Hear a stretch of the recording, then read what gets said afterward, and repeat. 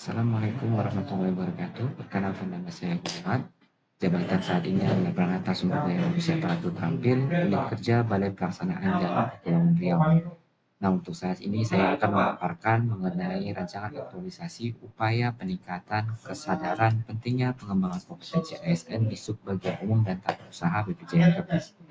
Untuk mentor sendiri yaitu Bapak Charles Poltak Hamondangan Purba SE, untuk mentor Bapak Chandra Tanda Harapan Panjaitan SE, dan untuk coach Ibu Dewi Ramadiani SPSI.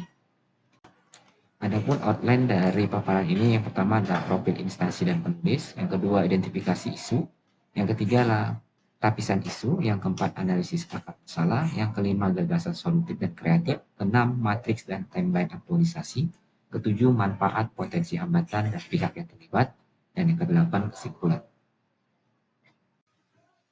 Nah, selanjutnya adalah profil instansi dan penulis. Adapun visi misi Kementerian PU, visi Kementerian PU adalah mewujudkan infrastruktur PU yang padat, berkelanjutan dan berkeadilan untuk mendukung Indonesia maju menuju Indonesia Emas tahun 2045. Di mana misi dari Kementerian PU ada 8, salah satunya meningkatkan kualitas SDM, membangun sumber daya manusia yang kompeten dan profesional dalam bidang konstruksi. Adapun salah satu fungsi dari Bina Marga adalah melaksanakan penyelenggaraan urusan pemerintah di bidang Bina Marga, termasuk perencanaan pembangunan, pengembangan dan pemeliharaan jalan dan jembatan, serta pengawasan teknis pelaksanaannya guna meningkatkan konektivitas infrastruktur. Kemudian salah satu dari tusi BPJN Kepri adalah menangani urusan tata usaha, kepegawaian, keuangan umum, BUMN, hukum, komunikasi publik, rumah tangga, serta koordinasi dengan instansi terkait demi kelancaran operasional dan sinergi lintas sektor. Berikut adalah struktur organisasi Balai Pelaksanaan Jalan Kepulauan Riau, di mana saya sendiri berada di bagian subbagian umum dan tata usaha, tepatnya di asisten umum. Tugas dan jabatan saya sebagai Pranata SDM. Pranata SDM memiliki 20 tugas fungsi, namun yang relevan dengan isu yang saya angkat adalah pengembangan kompetensi aparatur sipil negara. Kali ini saya akan memaparkan mengenai identifikasi isu. Selama saya UJT di Balai Pelaksanaan Jalan Kepulauan Riau sebagai Pranata SDM, ada beberapa isu yang saya dapatkan. Yang pertama, kurangnya kesadaran ASN akan pentingnya peningkatan kompetensi. Dari hasil rekap pengembangan kompetensi yang telah dilakukan pada semester 2 bulan September 2025 didapati data sebagai berikut. Adapun dampaknya, stagnasi kompetensi, kinerja unit kerja menurun, rendahnya daya saing ASN. Nah, tujuan dari perubahan ini adalah mendorong partisipasi aktif dan kesadaran ASN dalam pengembangan kompetensi sebagai bagian dari budaya kerja yang profesional. Selanjutnya, ada pun dua isu lainnya, yaitu belum optimalnya ASN dalam memanfaatkan platform EHRM untuk mengelola data kepegawaian. Bukti dan data yang saya dapatkan adalah masih ditemukan disparitas dalam data kepegawaian. Ini berdampak pada proses kepegawaian menjadi lambat dan rawan kesalahan, hak ASN bisa tertunda atau tidak sesuai, rencana SDM tidak akurat. Tujuan dari perubahan dari isu ini adalah mewujudkan data kepegawaian ASN yang akurat, mutakhir, dan terintegritas sebagai dasar pengambilan kebijakan dan keputusan. Nah, isu selanjutnya adalah kurangnya sarana resmi bagi pegawai untuk menyampaikan masukan dan aspirasi. Data dan fakta yang saya temukan adalah aspirasi pegawai lebih sering disampaikan secara informal dan tidak terdokumentasi. Dampaknya, pegawai merasa tidak didengar atau kurang dilibatkan.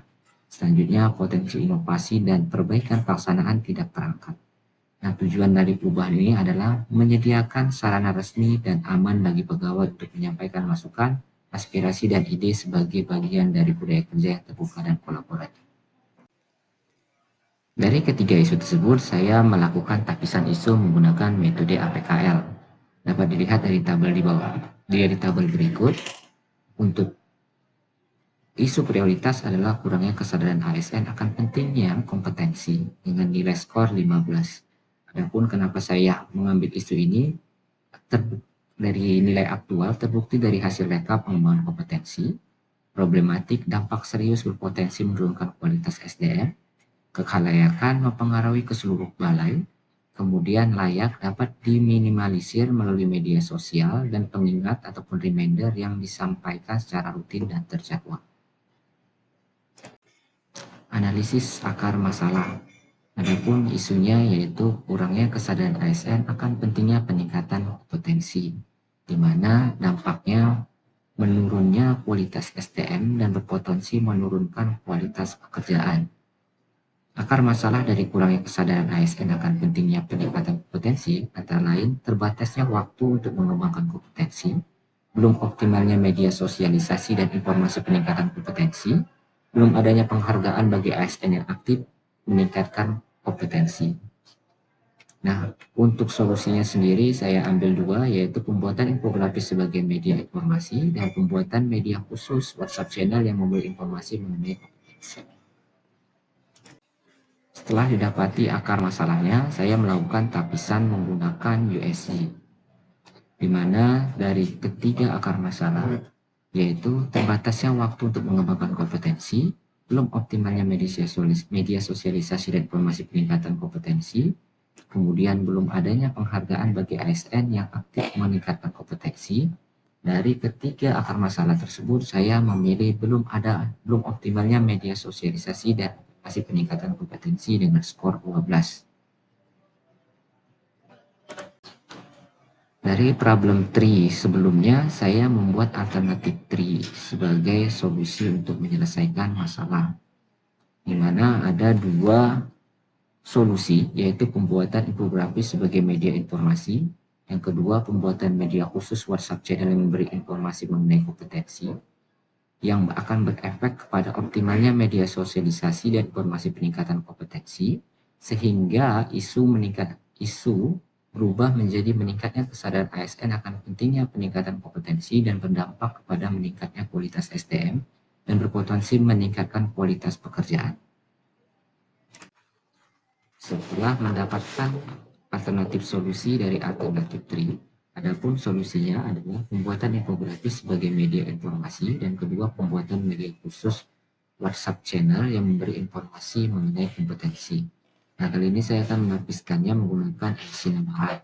Adapun hasil dari penapisan tersebut adalah didapati bahwasanya pembuatan media khusus WhatsApp channel yang memberi informasi mengenai kompetensi memiliki skor 13, sehingga saya memilih untuk menggunakan solusi tersebut. Selanjutnya, rekapitulasi rencana penerapan nilai-nilai dasar ASN. Adapun 4 kegiatan yang saya lakukan, pertama, perencanaan awal dan penyamaan persepsi, kedua, pengembangan program sosialisasi peningkatan kompetensi, ketiga, implementasi WhatsApp channel, dan kelima, evaluasi dan optimalisasi. Dari 4 kegiatan tersebut didapatkan nilai hasil dari akhlak adalah 25 poin. Nah, selanjutnya adalah timeline rancangan aktualisasi. Dari 4 kegiatan tersebut, saya sudah melakukan perencanaan kapan akan dimulai. Untuk perencanaan awal dan penyamaan persepsi, saya akan mulai di minggu pertama. Untuk pengembangan program sosialisasi dan peningkatan kompetensi, saya akan buat di minggu kedua. Implementasi WhatsApp channel saya akan dibuat di minggu ketiga sampai ke minggu 5. Dan yang terakhir, evaluasi dan optimalisasi saya akan buat di minggu ke. Nah, selanjutnya adalah manfaat aktualisasi. Tentunya manfaat aktualisasi bagi saya adalah meningkatkan kompetensi dan aktualisasi penerapan nilai-nilai dasar ASN, yaitu berakhlak, dan membantu saya meningkatkan kompetensi teknis sesuai jabatan saya. Nah, selanjutnya adalah bagi bagian kepegawaian.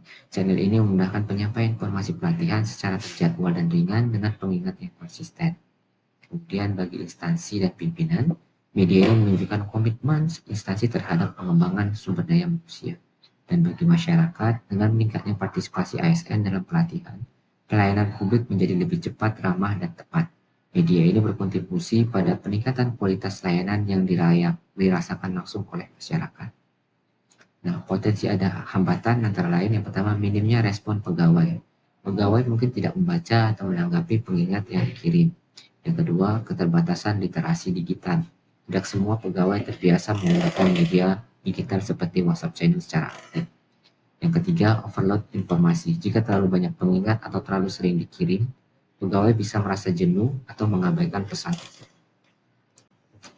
Oke, selanjutnya adalah pihak yang terlibat dalam penulisan laporan aktualisasi ini antara lain saya sendiri penulis, yaitu Gumelar HMB sebagai CPNS ataupun pelaksana organisasi, Bapak Charles Partak Hamonangan selaku mentor saya, Bapak Chandra Tanda Harapan Panjaitan SE selaku komentor, Ibu Dewi Ramadiani SPSI selaku coach, Bapak Kom Wilayah 1 Medan selaku penyelenggara, dan selalu pihak di bagian subbagian umum tata usaha Balai Pelaksanaan Jalan Kepulauan Riau yang telah memberikan support, seluruh rekan CPNS Angkatan 3 Bapak Kom Wilayah 1 Medan, dan seluruh rekan CPNS di BPJN Kepulauan Riau.